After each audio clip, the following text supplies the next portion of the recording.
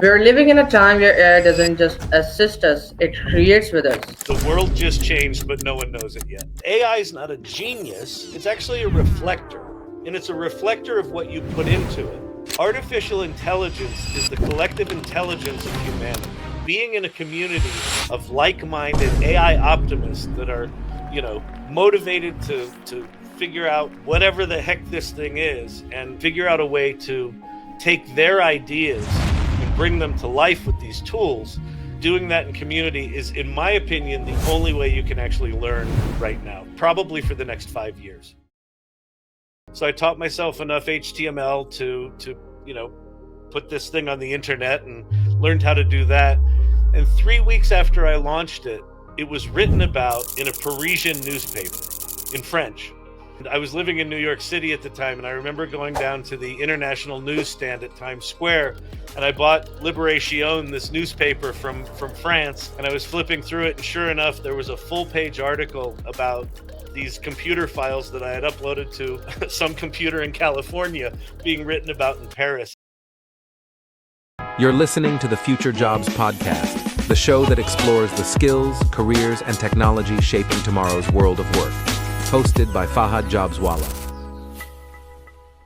We're living in a time where AI doesn't just assist us, it creates with us. Today's guest has been part of every digital revolution we've lived through, from co founding one of the first internet agencies in the 90s to building Storyvine, a company that taught technology how to tell human stories. Now he's exploring something even deeper, how artificial intelligence is becoming a creative partner, not just a tool. Kyle Shannon isn't just building technology, he's building bridges between human imagination and machine intelligence. In this conversation, we'll uncover that what it really means to stay human in the age of intelligence machines and what the future of storytelling looks like when creativity itself becomes shared. So, hey, Kyle, how are you? And welcome to the podcast. Hello, Fahad. Thank you very much for having me. I appreciate it. Thank you so much for joining me, and it is an honor to finally record this podcast with you. We've been in between the conversation, trying to figure things out, and now I'm finally having you here, and yeah, I really appreciate that. Yeah, no, we it took us a bit to get it scheduled, but we're here now, and I'm excited to talk with you. Me too. I'm super excited. So when you first started working with AI, did you imagine it would one day start creating with us instead of just helping us? Well, yeah, if I look at my career has always been, somewhere at the intersection of new technology and storytelling or self-expression. And I've been interested in AI for many, many years. But until ChatGPT came out, AI was not all that accessible, right? So I remember distinctly for years, Google would, put out a statement about there's a new version of TensorFlow, and it's more user friendly than ever. And I'm like, okay, now I can go do AI.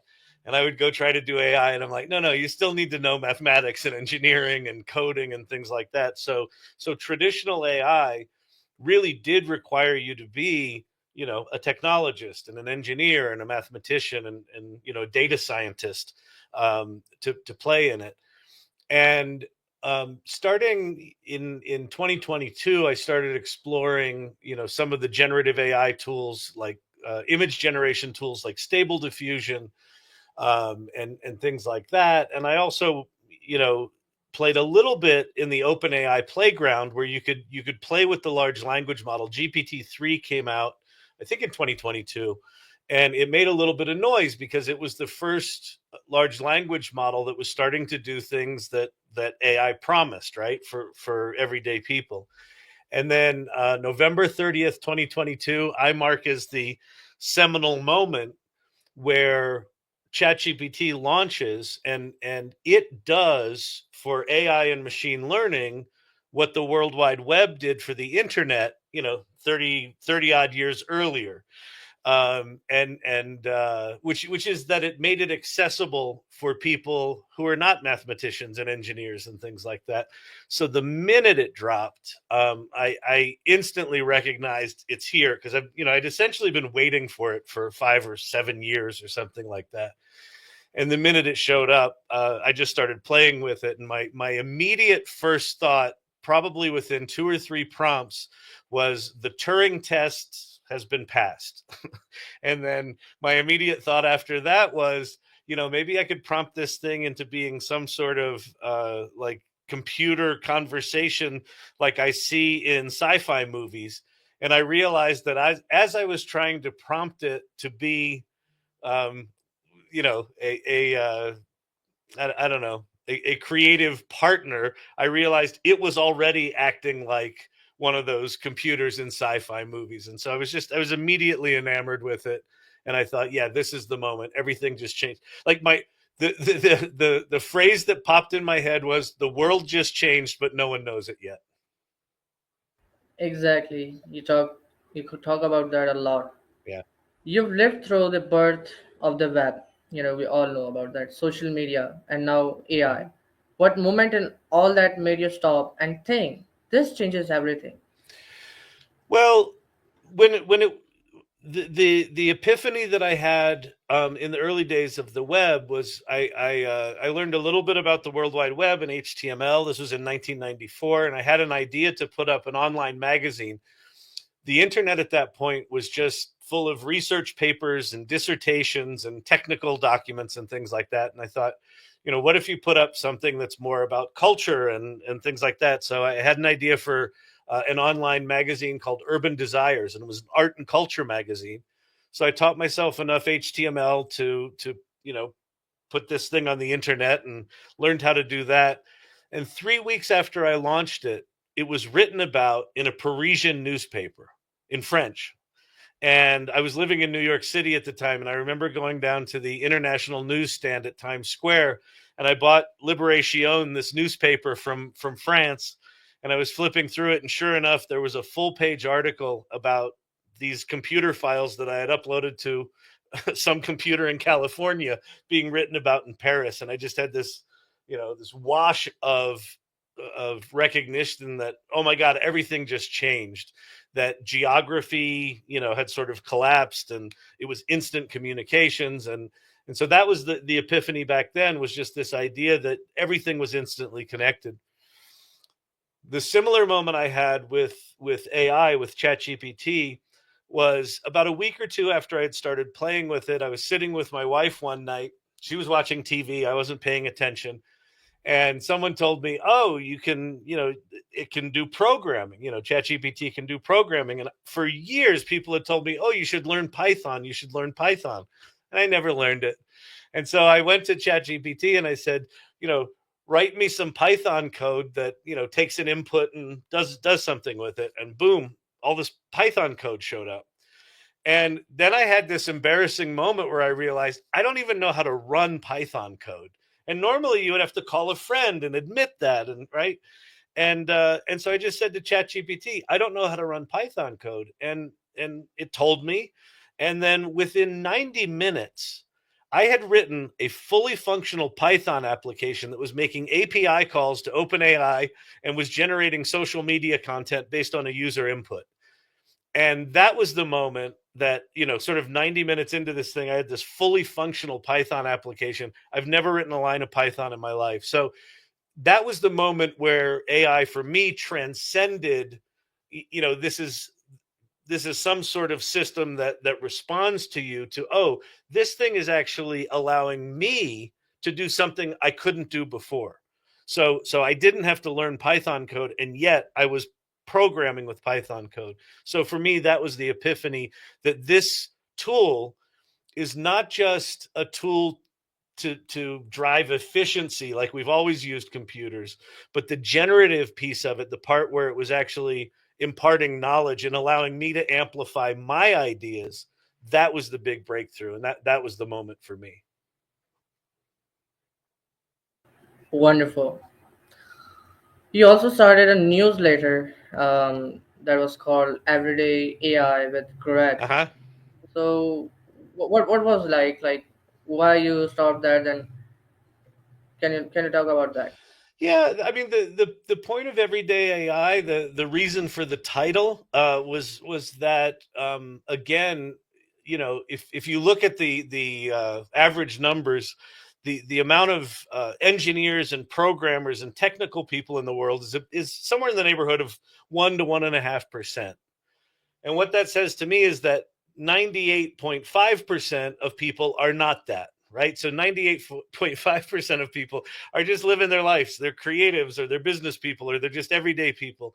And so the idea of everyday AI was we now live in a world, whether you know it or not, where the power of AI and machine learning is available to the everyday person. And so that was the idea for it. And the initial idea of that newsletter was just to talk about, you know, what's coming out. Those early days, it was very much about you know, every time there would be a new announcement, everyone would pounce on it and figure out what it was and things like that. That first year, from 2022 through 2023, was very much about understanding what these tools were, what they made possible. It was all about the tools, and I would argue that we've kind of shifted. We ended up you know, stopping publishing Everyday AI, I think sometime late 2023 or early 2024, because the industry had kind of shifted from, you know, let's talk about the tools to let's talk about what we can do with the tools. And so similar to the Everyday AI newsletter, I also created the AI Salon and the AI Learning Lab TikTok channel, which now I also stream on YouTube. Really just talking about what are these tools, how do we use them, what does it mean, what's the future of work, what's the future of creativity, all the stuff that we're going to be talking about today. Exactly. You talk a lot about democratizing Mhm. storytelling. What does that word really mean to you now in a world where everyone has a voice, including machines? Well, so I don't think that the machines have a voice. Actually, I think that's actually a really important distinction. I think that a lot of the way people initially use AI is they think of it like this machine off to the side that's got its own intelligence. And there's a lot of arguments about AI can't be creative and the machine can't be creative and it can't have a point of view. Um, it can have a point of view, right? It's a machine. It's if you look at the mechanism of how AI works, it's a calculator. What a lot of people are missing in the conversation is that when when AI is used as an augmentation of a human's ideas, that's when it gets powerful, right? It's not that AI is the genius, and you just. I think one of the expectations, probably because of sci-fi movies and because of how the technologists talk about it, and the fact that they're talking about artificial general intelligence or artificial super intelligence, people think about this machine as a thing that's going to replace us, as a thing that is the genius. And so we kind of push the AI button and we expect it to output genius. And very often what happens is you push the button and what it outputs is awful. It's just not good. And so a lot of people get discouraged by that. The reason it's not good is that AI is not a genius, it's actually a reflector. And it's a reflector of what you put into it. So what Google has taught us over the years is you put in sort of the minimal amount of information into a Google search and it provides you all of this, you know, all of the links, right? And so they've kind of subconsciously trained us to not say much, just put in a few words. Like we don't even do complete sentences in Google, right? You just do the keywords and it's keyword optimization. And so when people treat ChatGPT or another large language model like that, it gives them really bad results. If you shift your mindset just slightly to understand that it's not a genius that's going to do the work for you, but rather it takes your ideas and amplifies them. When you start speaking with AI, when you start feeding your prompt, your ideas, your questions, your opinions, what it does then is it reflects that back to you in this amplified way. And so the best way I can think about AI is that it's it's an accelerator for getting ideas that are normally trapped in your head out of your head almost immediately. And then it does it in a way that you can look at that idea objectively and go, huh, that's really interesting. And that gives you another idea. And then you put that into the machine and then it gives you something back. And you're like, oh, that's not good. And then that forces you to think, well, if that's not good, what is good? And so what ends up happening is when you as a user shift your role from expecting it to deliver genius to you put yourself in the role almost like a music producer or a symphony conductor or a creative director, where you've got the idea of what you want and then you're using idea to reflect that back to you and kind of build on it and amplify it. So rather than it being a single transaction, it's more like a collaborative conversation. The minute you make that mindset shift, AI absolutely transforms itself and and just becomes this um, massively powerful tool for creative self-expression, or for any self-expression, not just creative self-expression, but for people getting their ideas out of their head and into the world powerfully.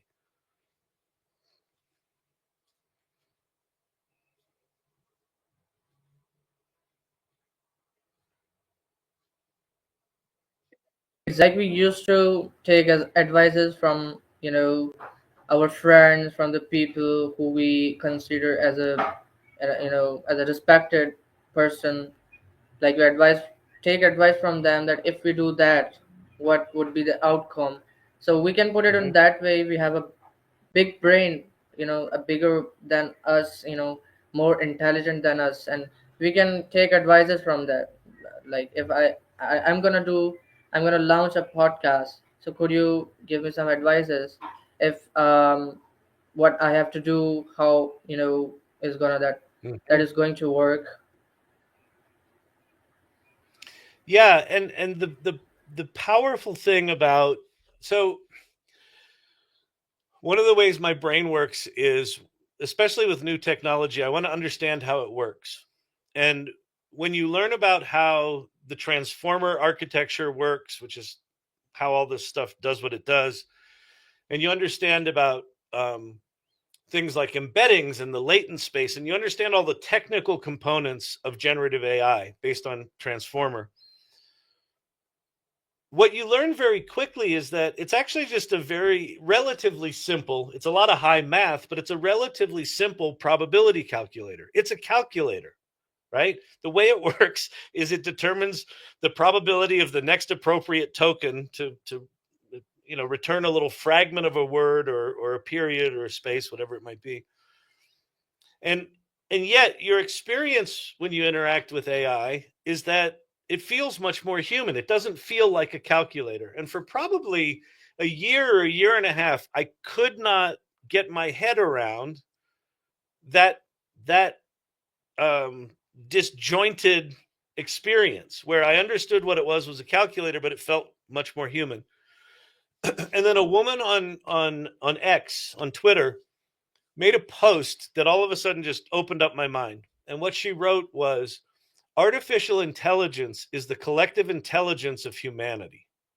And I've since written a book with Kevin Clark called the Collective Intelligence in the Age of AI.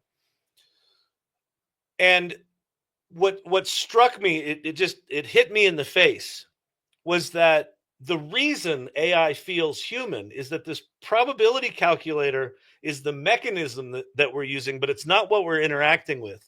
What we're actually interacting with is the output of all of the people who've ever put anything on the internet for the past 7 or 8 decades, right? So the collective output of humanity is what's been put on the internet, right? And that's what ChatGPT and large language models have been trained on. So when you're interacting with generative AI, you're literally collaborating with probably hundreds of millions or billions of people that have come before us that have put something on the internet.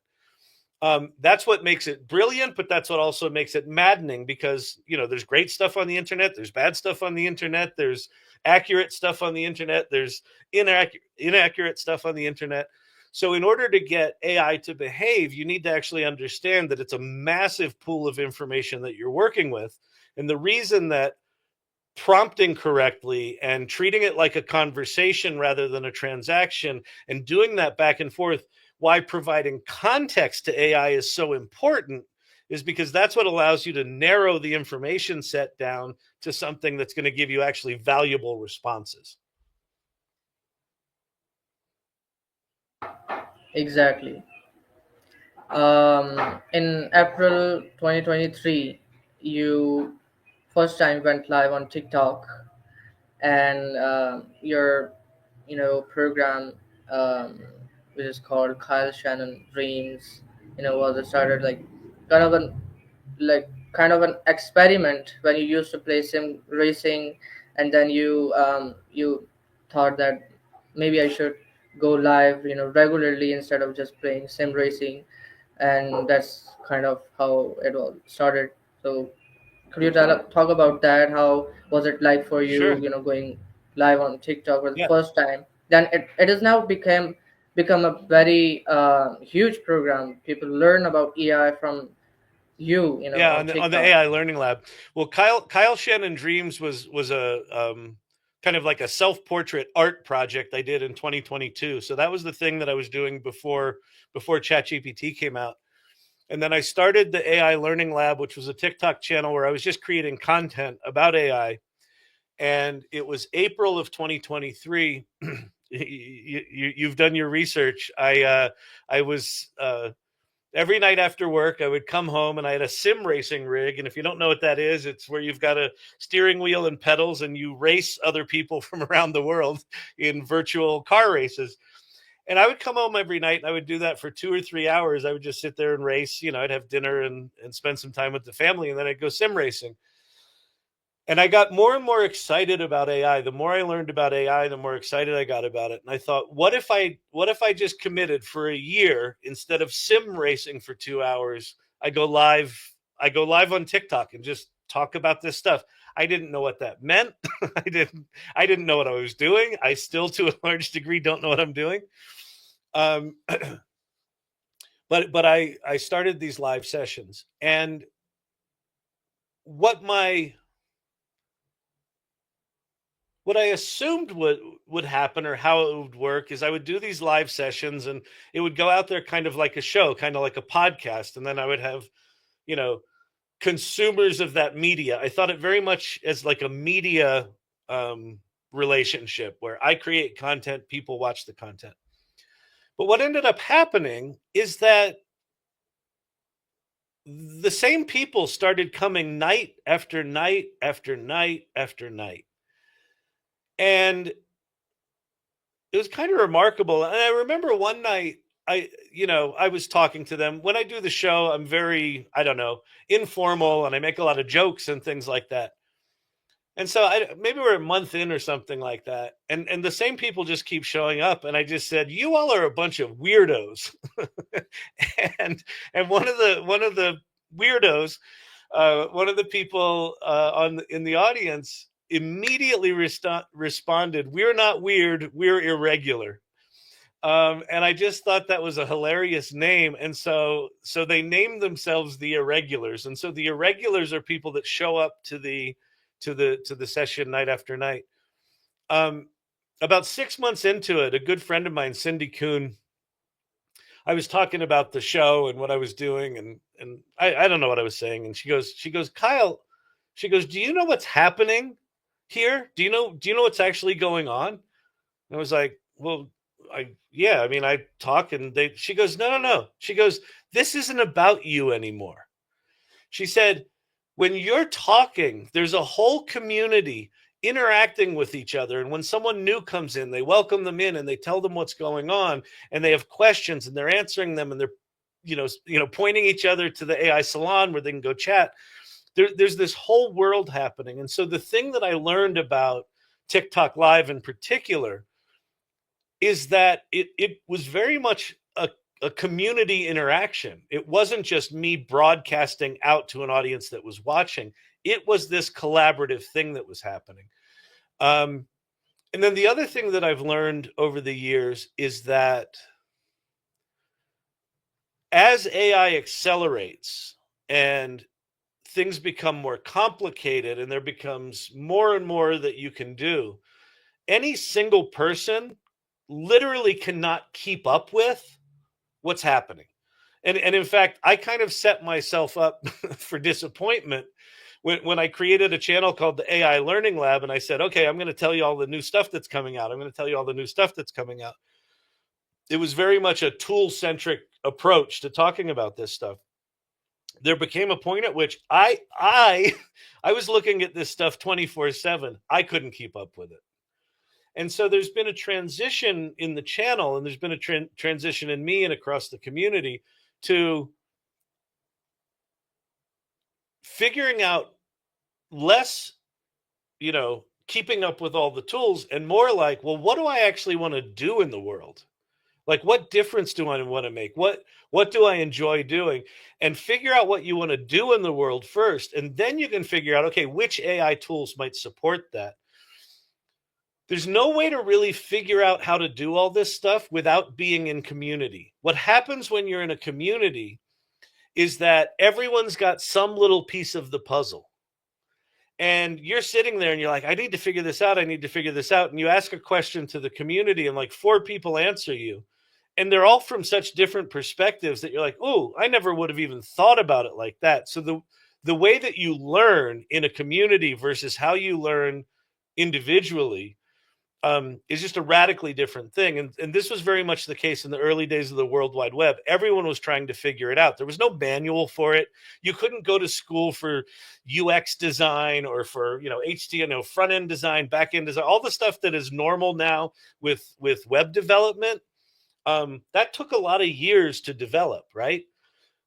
With AI right now, with generative AI, even though AI has been around for decades, generative AI is different, right? This tool that gives access to the 98.5% of us that are not engineers, it's a different thing, and we're having to figure it out on the fly. And so being in a community of like-minded AI optimists that are, motivated to figure out whatever the heck this thing is and figure out a way to take their ideas and bring them to life with these tools, doing that in community is, in my opinion, the only way you can actually learn right now, probably for the next 5 years.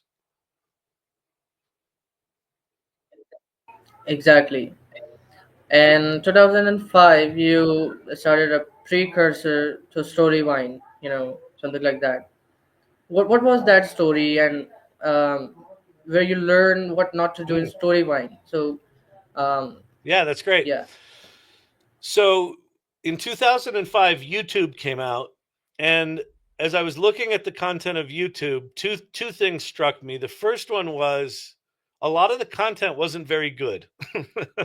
And what I recognized is that it wasn't very good because people were mistaking hitting the record button for storytelling. That they didn't really understand what storytelling was, right? At that point, you could create a blog, or you could type things, but creating video was a different kind of medium, and people didn't really understand storytelling narrative architecture.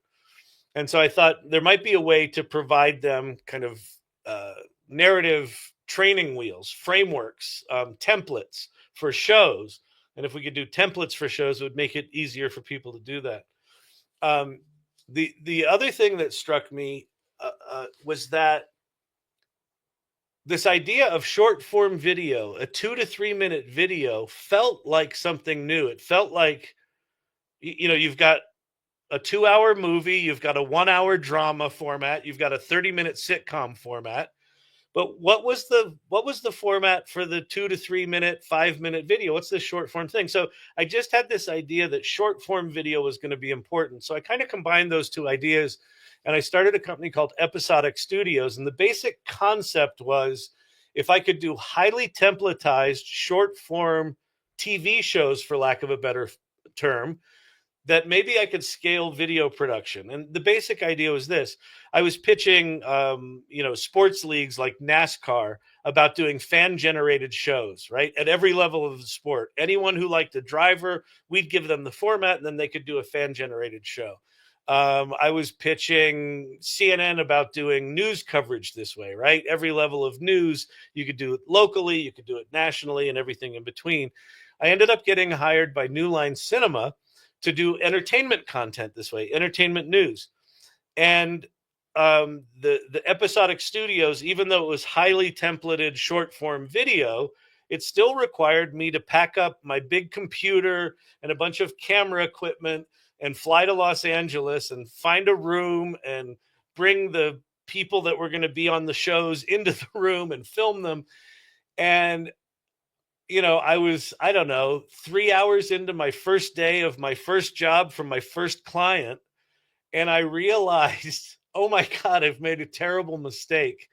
That there was, even though the theory was if you highly templatize video production, so long as you're physically having to film people in person and then you're generating 4 hours of media that you then need to edit out 2 to 3 minutes of good content, as long as you're doing all that, there's nothing scalable about it.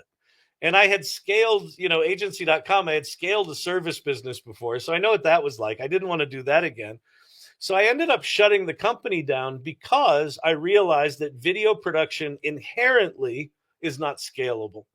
And then I had the idea for Storyvine a few years later, which was basically, what if you could automate everything? What if you could automate the capture of the content, the structure of the storytelling? And then if you could get that all into a database, then maybe, just maybe, you could automate the editing of that story. And so that's what we ended up building, and that's what we patented for Storyvine. And we're 13 and a half years in, and still going strong. Exactly. But that thing really taught you about storyline, and it really helped you. The things you've learned throughout that time. You applied those experiences. And try to because you were aware of the things you did before, so it helped in Yeah, storyline. absolutely. And that's, a couple of things happen when you have an idea. Like the idea I had about short form video is going to be important, and providing narrative frameworks was important. That idea stuck with me. How you actually execute that, that's the thing that changes. And as an entrepreneur, one of the things that I can maybe offer is, if you have an idea for a business, what you should really do is think about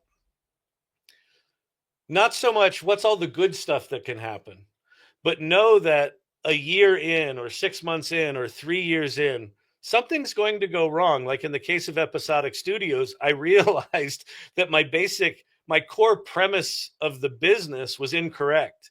And so I ended up shutting that company down. And for normal people, when you shut a company down like that, you would, just lick your wounds and go run away. For entrepreneurs, if the idea is strong enough, the idea will persist. And that was what happened in this case, is that the idea persisted.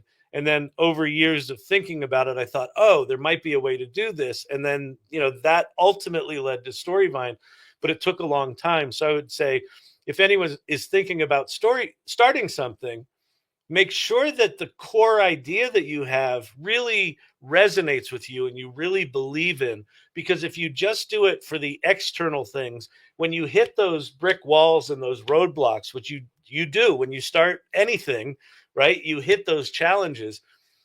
If you don't have a deep enough conviction for the core idea, you'll quit. And that's why most businesses don't make it past a year, is not because it wasn't a good business. It's because the entrepreneur doesn't have the drive, because it's not, it's not something that's deeply important to them. And so that's one of the lessons I learned in that, is that idea was strong enough inside me that it drove me to keep going. Exactly. You've led teams through both massive success and tough pivots. What's lessons you only learn after running out of options? Well, one of them is exactly what I just said. That is is your idea, is the idea for the business, is the idea for the project. Doesn't have to be a business, could be a creative project. Is the idea strong enough inside you that you can weather those storms. And I'll tell you a specific time in Storyvine's history. We had raised our seed round. We'd hired a bunch of people, and we knew we were going to be, trillionaires, right? We knew it was going to be really easy. We were going to make all these templates and we're going to put them in the world and everyone's going to buy them and we're going to be rich.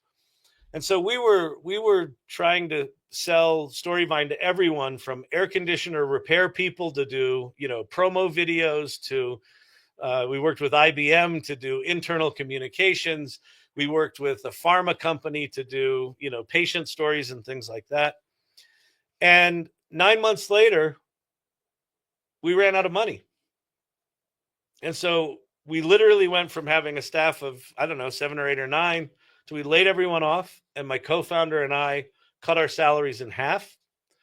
And we decided to focus on pharmaceutical marketing, because the money that we made from the pharma client meant less to them than the $500 we got from the air conditioner repair guy, because that $500 was a lot to him. And so it was harder to deal with that client than the big money from pharma. So we decided to focus on pharma.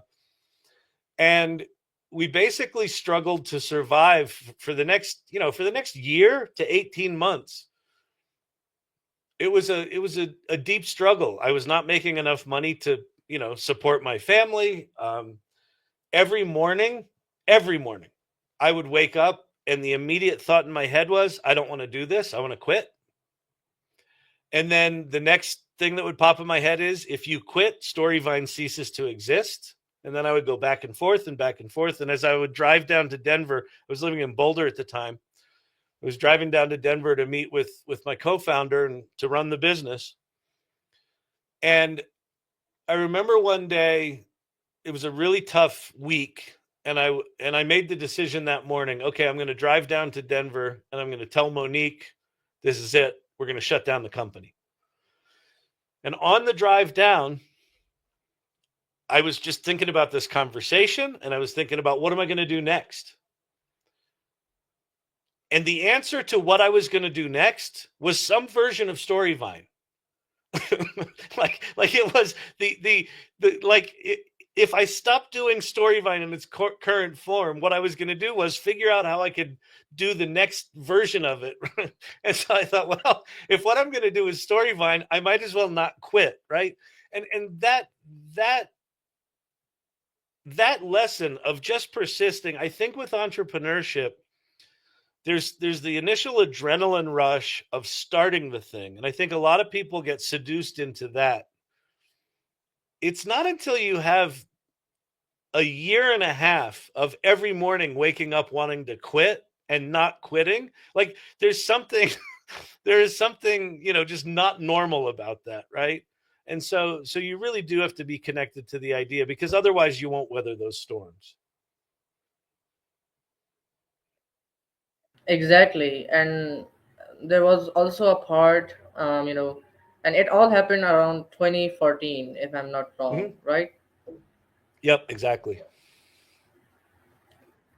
And you also got the book Crossing the Chasm by Jeffrey Moore. Yeah. And that book also, motivated you throughout that time, throughout Well, that that came tough from time. my co-founder Monique. So I knew the book Crossing the Chasm, but one of the core ideas in Crossing the Chasm, and Crossing the Chasm, is you've got early adopters, and then you have this chasm, and then you have the people that adopt technology after that, and jumping that chasm, surviving that thing where you stop selling to the early adopters and you get to mass adoption. That's a really challenging chasm. And one of the keys to getting through that is you choose what they call a beachhead. You choose a single target market. And so we did some deep analysis on all the different options that we had, from franchises to small businesses to education and training to HR. And we ended up going with pharma marketing because we had access and they could write big checks, and we had a solution that solved a problem they had. But that came directly out of that book. And that was actually Monique, my co-founder. One of her requirements to keep doing Storyvine was Kyle, you as the inventor and the hand wavy guy, you can't just go sell to anyone. We're going to pick a beachhead and we're going to commit to it, and we're going to lean in, and we're going to survive because of that. And that ended up being the case. Exactly. Um, that is incredible. Do you think there's a danger that as AI gets more creative, we'll lose our hunger to create, or will it actually push us to go deeper into what makes us human? Yeah, it's I think it is a trope that people use to stay on the sidelines to say that if AI is creative, then it makes us less creative. That's only true if you treat it like I said earlier. If you treat AI as a replacement of you, it can make you. Yeah, it would be less creative, right? If you say I'm a filmmaker, and I'm just going to push a button and it's going to make a film, and then that's at odds with who I am as a human. But that's not how it's really powerful. How it's really powerful is you kind of strap AI on like a jetpack, and you say, I've got this idea, and you put it in, and it reflects it back to you in this kind of new and crazy way. And then that gives you new ideas. And then you put those ideas into the machine, and it kind of mixes them together, and it reflects that back to you. So what I'm finding is that it's not making me less creative, it's making me more creative. Because instead of getting one idea out of my head over the course of a month, I can get 10 ideas out of my head in a week, and I can realize them and see them. And then there's a follow-on amplifying effect, which is before AI, if I had an idea and I got that idea out of my head, and then I realized, oh, I should do some, financial analysis or some research to see if this is a good idea. Well, I'm not a financial analyst and I'm not a researcher. I'm not good at that. I have ADHD. Research and me don't go well together. Like I read a paragraph and I'm like, that's enough for me. And like that's not research. Well, now with AI, I can actually go do financial analysis. I can actually go do research. I can now make songs beyond my, even though I've got a guitar and I write songs, I'm not a good musician. I'm not a deep musician, but now with AI, I can.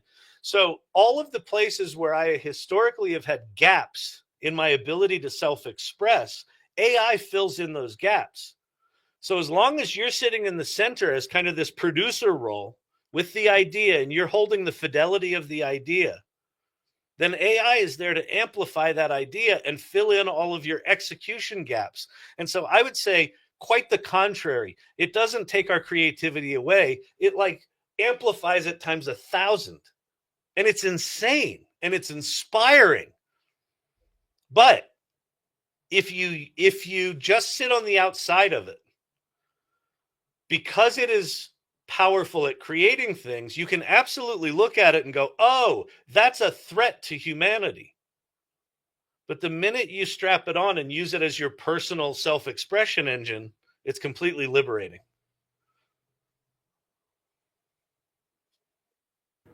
Exactly.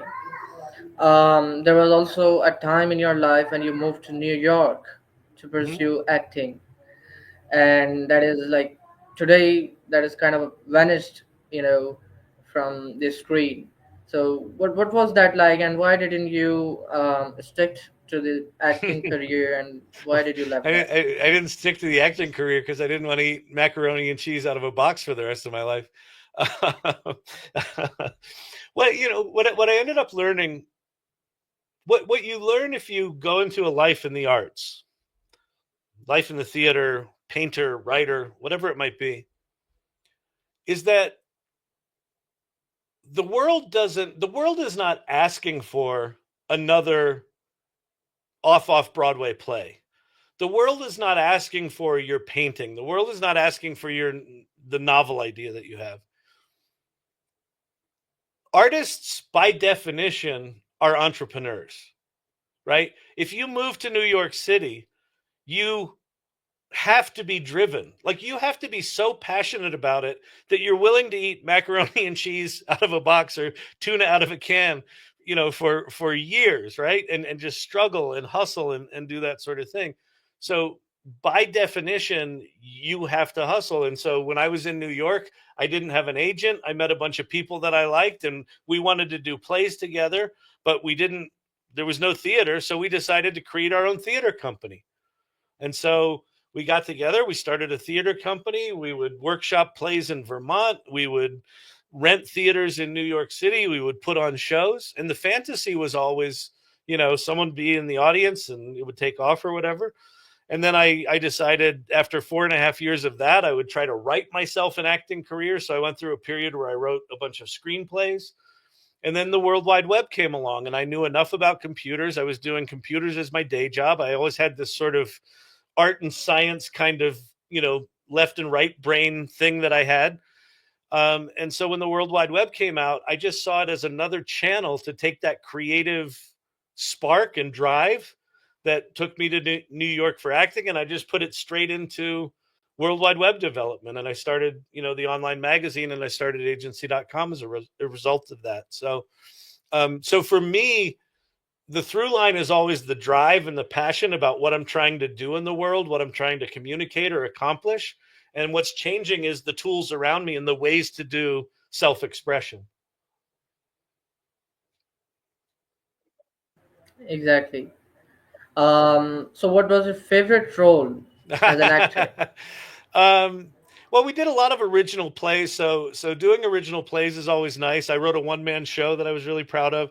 I did I still get residual checks. I did a walk on a very very small part in New Jack City in the '90s, and that was fun because I had never been in a movie before, and I was actually on a film set, so that was fun and memorable. Exactly. And also Three Penny Opera directed by Paul, Hmm. Giovanni, where you maybe did two smart roles there. Yeah, I did. I forget the name of the characters, but one of them was uh, was just a young boy, like a servant boy, and then in the second act, I played a an Indian or a Pakistani, I don't know, a Oh, criminal, yeah. really? And so at the act break, I would put on full makeup and come out, and I had an Indian accent. It was crazy. That was fun though. But Paul Giovanni, he was a Broadway director. He's passed on. May he rest in peace. But he was an incredibly talented director, and that was my first equity job in Washington D.C. at the only theater. And that was when I decided to move to New York City and just go for it. I was supposed to go to the Alabama Shakespeare Festival, but I called him up 2 weeks before and I said, "I'm going to New York. Sorry." And that's when I moved to New York City. Was after that role. Wonderful. So in acting, we learn a lot of things, including patience. Patience is, one of those. What did you learn throughout your acting career that still applies in your current life? I think this is a really good one, just for AI tools in general. One of the things that you learn in acting school is you learn a lot of the techniques. You learn how to talk, and you learn how to move your body and things like that. And when you first learn, when you first get aware of all the technical things, it seems very foreign to you. Um, and the goal is to practice it enough that it becomes natural so that you can just act like a natural person in a scene, even though you're adding all these mechanical components. AI is very very much the same way, where there's a lot of technical things to learn, but what you want to do is you want to get to the point that you can be very facile with those tools and just navigate um, between the elements of your ideas, and just know, okay, I need to use this tool here, and I need to modify that prompt that way. So incorporating just, I saw a thing on LinkedIn that 10,000 prompts is the new 10,000 hours, right? Malcolm Gladwell talked about the 10,000 hour rule, that you need to put in 10,000 hours to get good at something, masterful at something. And I would say it's like that with AI, that you just need to use it and use it and use it until you understand the personalities of the tools so that you can instinctively use them well. Exactly. Maybe probably 1 year ago, you've mentioned the ChatGPT.